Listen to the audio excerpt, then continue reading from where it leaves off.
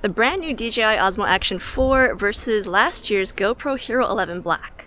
Both of these cameras are roughly the same price at $400 right now, so which one is best as an action camera? In this video, which is not sponsored, I'll be comparing these two cameras on many different features, including image quality, audio quality, and usability, including battery life and overheating, to determine which one is best as an action camera and a vlogging camera.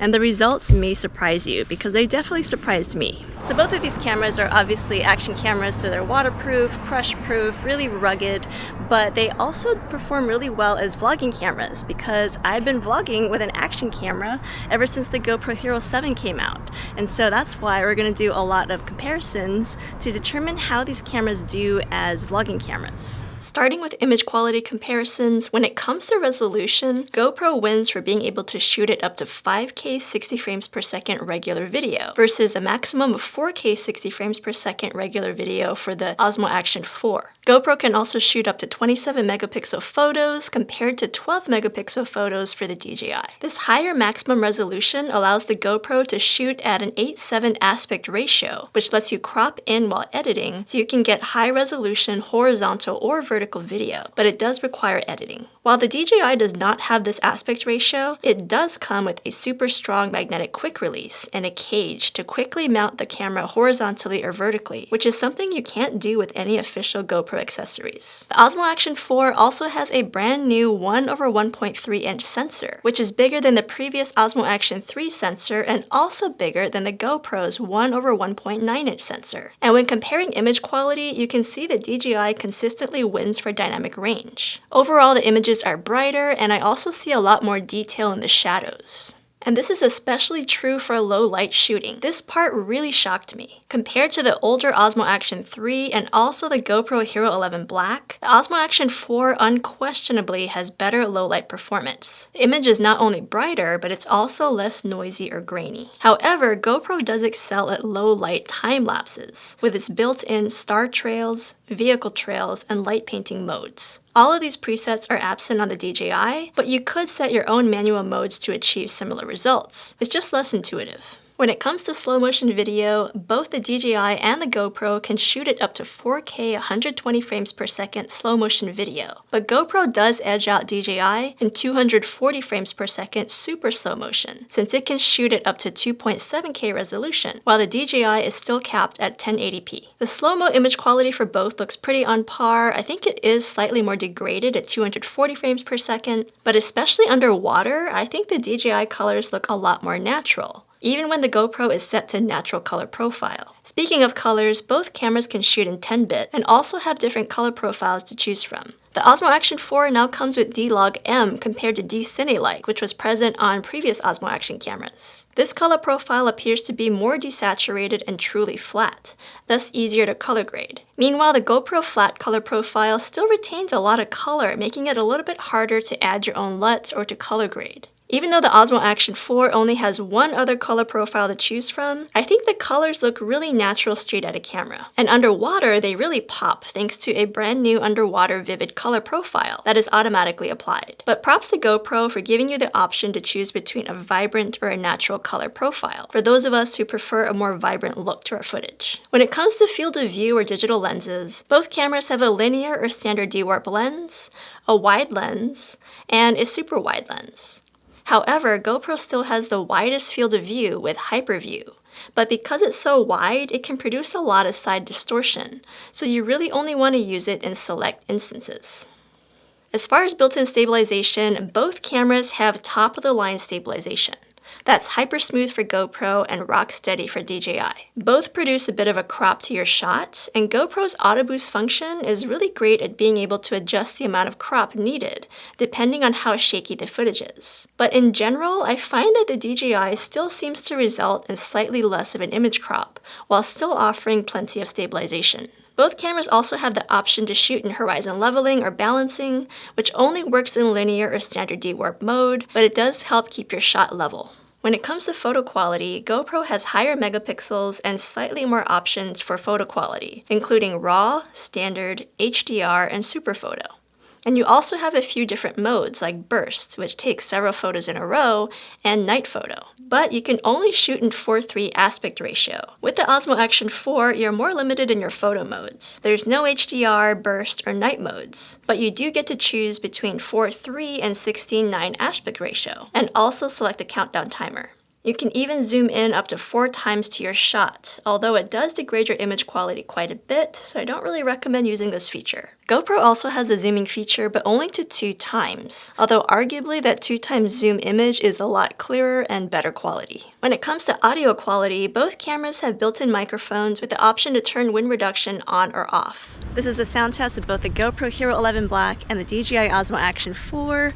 Both are straight out of the camera, unedited audio, and both have wind reduction set to on. This is a sound test of both the GoPro Hero 11 Black and the DJI Osmo Action 4. Both are straight out of the camera, unedited audio, and both have wind reduction set to on. This time we're going to run so we can get a little bit of wind going. So this is what it sounds like with a little bit of wind. This time we're going to run so we can get a little bit of wind going. So this is what it sounds like with a little bit of wind. I think the DJI does a better job of voice isolation, while the GoPro is better at wind reduction, which gets even better if you record audio using the sold separately media mod. This time the GoPro is inside of the media mod, so this is what it sounds like with the media mod microphone, and now we're gonna do a little jogging test to generate some wind and hear the difference with the media mod microphone compared to the Osmo Action 4 built-in microphone. This time the GoPro is inside of the media mod, so this is what it sounds like with the media mod microphone, and now we're gonna do a little jogging test to generate some wind and hear the difference with the media mod microphone compared to the Osmo Action 4 built-in microphone.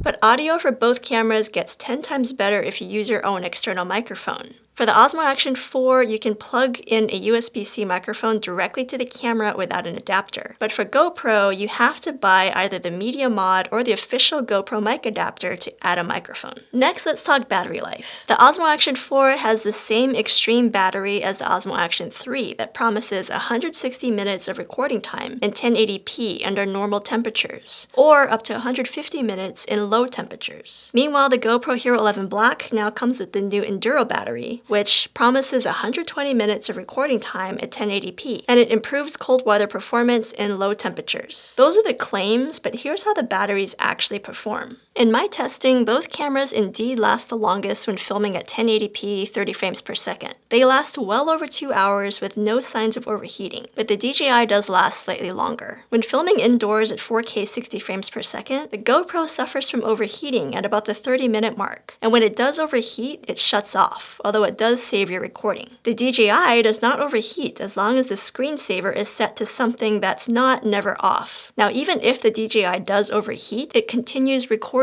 so it definitely lasts longer than the GoPro when shooting indoors. Shooting outdoors at 4K 60 and moderate temperatures, neither camera overheated, but the DJI does last a good 15 minutes longer. Now for cold testing, I had to use my freezer because it's summer right now, so it wasn't extreme cold, but neither camera seemed to really be affected by the cold. They both died due to their battery draining. The Osmo Action 4 lasted for about an hour and 12.5 minutes, while the GoPro lasted for an hour and 17 minutes. So it outlasted DJI by about 5 minutes. The final comparison point here is usability, and I think that DJI wins this one hands down. Like the Osmo Action 3, the Osmo Action 4 has more features that are better for usability, like dual touchscreens to preview your image and navigate the menu from the back or the front. GoPro lacks the front-facing touchscreen. The Osmo Action 4 also supports connecting external microphones without having to buy an adapter. And it also has a magnetic quick release, which is so much faster than having to deal with that GoPro thumb screw every time you want to change your camera. And despite your reservations about using a magnet, it's crazy strong. I've driven up to 70 miles per hour with the camera out the window, and it doesn't even budge. Plus, the Osmo Action 4 has a video cage to easily let you go from shooting horizontal to vertical video. While this is an accessory that GoPro does not have an official version of. I also think that the Osmo Action 4 touchscreens are more responsive than the GoPro, and the menus are more intuitive to use. I especially love the option to easily extend my recording session when using the quick shot function, which I use all the time, compared to GoPro, which just powers off.